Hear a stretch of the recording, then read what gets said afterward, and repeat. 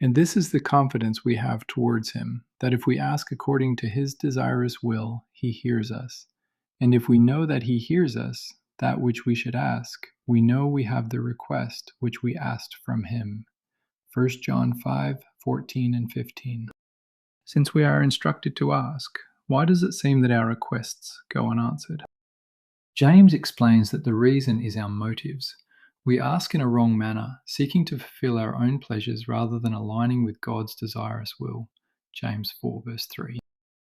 When we approach God, are we truly making a request, or are we simply expressing a wish that we do not expect to see fulfilled?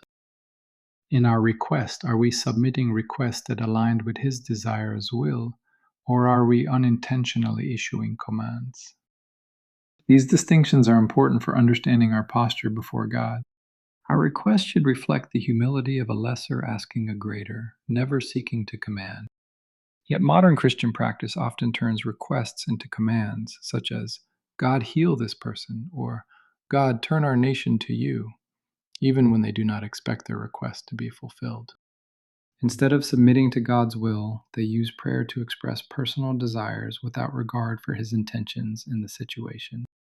Who are we to instruct God on what he should do, or to seek to act as though we are his counselor? Isaiah 40, verses 13 and 14. Asking means to make a request from a lesser to a greater. Asking is not permission to instruct, command, or demand. When Herodias' daughter asked for the head of John the Baptist, she did not demand that the king hand it to her. He made a promise to her because her dancing pleased him. Mark 6:22. Based upon this promise, she made her request. Mark 6, verse 24. Herod did not give her what she requested based upon her command to him. Rather, he honored his oath because of those who sat with him. Mark 6:26. In the upper room, as Jesus is explaining to the 11 disciples what is about to happen and the end results of his resurrection 3 days later, he instructs them to ask the Father, something they had not been permitted to do up to this point. John 16:23 and 24.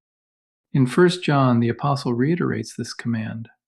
Since we know that when we ask according to God's desirous will, we will receive the things we ask for, we should make requests with the expectation of fulfillment. As priests in the church, we have the privilege of making direct requests to God the Father. We must examine whether our requests reflect trust in his will, or if we merely desire to use them to instruct him according to our desires, or fulfill a desire we have based upon our own pleasures. The effectiveness of our requests depends on our alignment with God's desirous will, not our repetition, unwarranted boldness, or demand to have our way.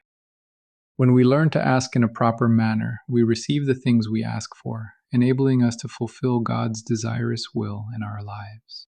The Christian Life, www.thechristianlife.org. This video employs AI-generated images and an AI-generated voice for narration to enhance accessibility and convenience for our readers.